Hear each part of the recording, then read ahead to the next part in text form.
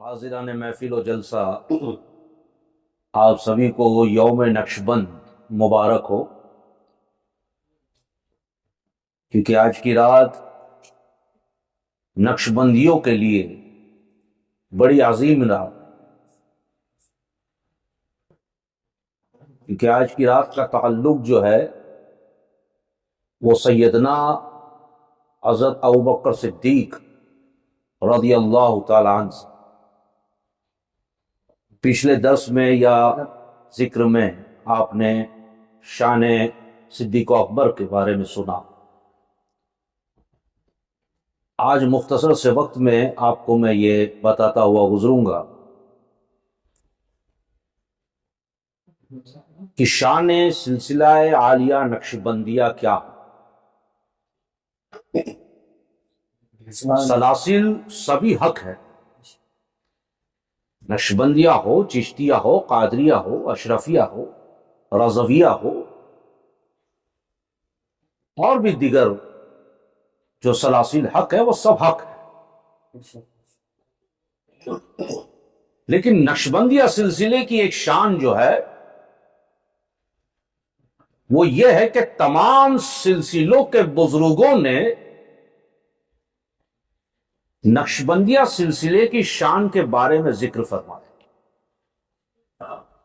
چاہے وہ چشتیہ سلسلے کے بزرگ ہو، قادریہ کے ہو، رضویہ،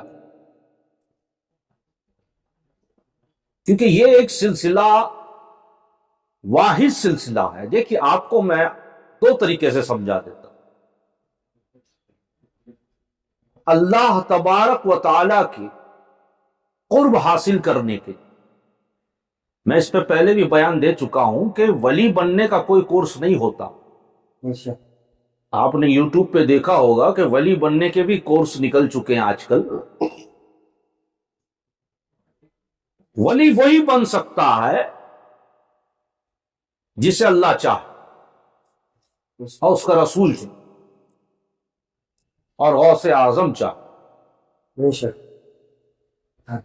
ہم نے اور آپ نے سن رکھا ہے نا کہ ولی وہ ہوتا ہے جس کے چہرے کو دیکھ کر خدا یاد آ جائے، تو ہم نے چہروں کو دیکھنا شروع کیا کہ اس کے چہرے کو دیکھا خدا یاد آ گیا، اس کے چہرے کو دیکھا خدا یاد آ گیا، لیکن اس کا ڈیفینیشن ہم نہیں سمجھ پائے۔ چہرے پر داڑھی ہے، نورانی چہرہ ہے، تو خدا تو یاد آئے گا ہی، تو اسے کیا ولی تصور کرنا ہے؟ نہیں، چہرے کو دیکھ کر خدا یاد آ جائے کا مطلب یہ ہے کہ چہرے سے پتا چل جائے کہ اس کا کردار کتنا اچھا ہے۔ چہرے پر تو میرے بھی داڑھی ہے، آپ کے بھی داڑھی ہے، اندر کیا ہے یہ تو اللہ ہی جانے، لیکن کردار جو ہے اتنا بہترین ہونا چاہیے کہ وہ شکل کے ذریعے ظاہر ہو، اسے ہی مسلمان کہا جاتا ہے، اسے ہی دیکھ کر کے اللہ یاد آتا، ورنہ کئی داڑھیوں والوں کو تو دیکھ کر کے پتہ نہیں کیا کیا یاد آتا ہے، کیونکہ کردار وہ نہیں۔ واحد سلسلہ نقشبندیہ وہ مجددیہ ہے۔ آپ کی زبان میں سمجھاتا ہوا گزر جاتا ہوں کہ دیکھیے مجھے اس کا پورا یقین معلومات تو نہیں ہے، لیکن اتنی ضرور معلومات ہے کہ سبھی سلسلے میں کچھ سیڑھیاں ہوتی ہیں جو خدا تک پہنچنے کے لیے ہوتی ہیں، کشف اور ذکر وغیرہ وغیرہ وظائف سبھی سلسلوں میں ہوتی ہے، تاکہ آپ خدا کا قرب حاصل کر سکے اور خدا آپ سے راضی ہو جائے اور آپ ولایت کے درجات پر فائز ہو جائے۔ اب مثال کے طور پر سب سے پہلے یہ دیکھ لیجئے کہ سارے سلاسل میں کوئی بھی ایسا سلسلہ نہیں ہے سوائے نقشبندیہ کے کہ جس میں 50 سے کم سیڑھیاں ہو خدا تک پہنچنے کے لیے۔ آپ کو سمجھانے کے لیے کہہ رہا ہوں۔ اب ہر ایک سیڑھی کے بعد دوسری سیڑھی پہلے والی سیڑھی سے خطرناک ہوتی ہے، جان ہتھیلی پہ رکھنی پڑتی ہے وظائف کے لیے۔ یہ ہمیں جو اور آپ کو بتایا جاتا ہے وظائف، یہ وظائف وہ نہیں ہے۔ وظائف کا اصل معنی تو یہ ہے کہ کسی چیز کو ہم جو ہے کہ بڑے شدت کے ساتھ اس کو عمل میں لائے، اسے وظائف کہتے ہیں۔ لیکن طریقت میں وظائف کا معاملہ مطلب یہ ہے کہ ایک نیت کر کے، اسے ہم چھلا بھی کہتے ہیں، چھلا کشی جس کو کہا جاتا ہے، آپ نے سنا، وہ وظائف الگ ہوتے ہیں جس میں خدا رب تبارک و تعالی کی چھپی ہوئی مخلوق کے بارے میں بھی آپ کو پتا چلتا ہے۔ اگر اللہ نے چاہا اور آپ کامیاب ہو گئے، یہ اللہ کی مرضی ہے، اور آپ کے پیر جو ہے اور ان کے پیر اور ان کے پیر کتنے مضبوط ہے اس پہ بھی ڈیپینڈ کرتا ہے۔ میں نے پچھلے ویڈیو میں کہا تھا کہ ذرا پیر بنائے تو سوچ سمجھ کے بنائے، اس پہ بھی ڈیپینڈ کرتا۔ تو سارے سلسلے میں 50 سے کم سیڑھیاں تو کہیں نہیں ہے، اتنا مجھے پتا ہے، اور سب میں مختلف ہوگا، کوئی میں 60 سیڑھی ہوگی، کوئی میں 80 سیڑھیاں ہوگی، پائیدان ہوں گے۔ اب ایک سیڑھی آپ نے چڑھی خدا کی قرب حاصل کرنے کے لیے، دوسری سیڑھی جو ہے وہ پہلی سے خطرناک ہوگی، تیسری جو ہے وہ دوسری سے خطرناک ہوگی۔ اب اس حساب سے تو 10-12 سیڑھی شاید ہی کوئی چڑھ پایا ہو، اور 50 سیڑھی جو ہے وہ خواجہ غریب نواز نے ہی پوری کی ہو،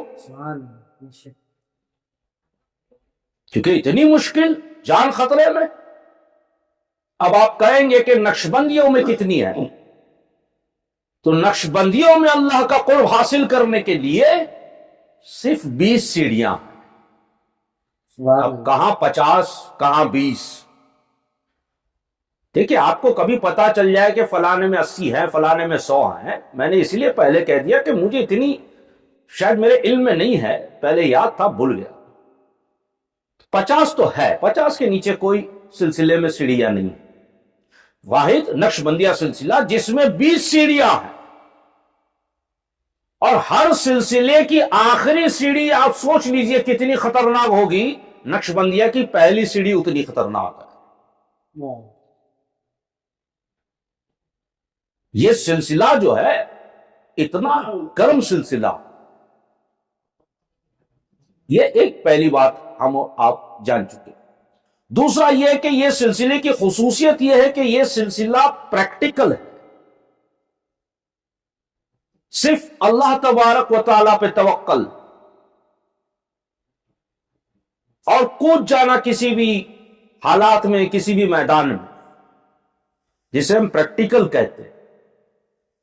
یہی وجہ ہے کہ یہ سلسلہ ہندوستان میں اتنا گروتھ نہیں کر پایا، کیونکہ ہمارے ہندوستانی یا پاکستانی یا ایشیا کے لوگ جو ہے وہ زیادہ تر جو ہے کشف و کرامت سے اپنے معاملات جو ہے وہ حل کرنے کے پیچھے لگے رہتے ہیں۔ میرے پاس بھی کئی آتے ہیں، آپ لوگ ہی ہیں، تعویذ دیجئے یہ ہو جائے، تعویذ دیجئے وہ ہو جائے، تعویذ دیجئے فلانا ہو جائے۔ لیکن آپ اس علاقے سے باہر جائیں گے، جو آپ ابھی دیکھ رہے ہیں، آپ غزہ میں دیکھیے، ایران میں دیکھیے، عراق میں دیکھیے، ترکی میں دیکھیے، تو یہ سلسلے کے اثر ہوتے۔ ہندوستان میں شروعات اگر کی جائے نقشبندی سلسلے کے گڑھ کی تو وہ کشمیر ہے، زیادہ تر نقشبندی سلسلہ وہاں سے لے کے پوری دنیا میں نقشبندی سلسلہ پھیلا ہوا ہے، اور پوری دنیا سے آپ چلیں گے تو آخری جو چھور ہوگا ہندوستان میں وہ کشمیر ہوگا۔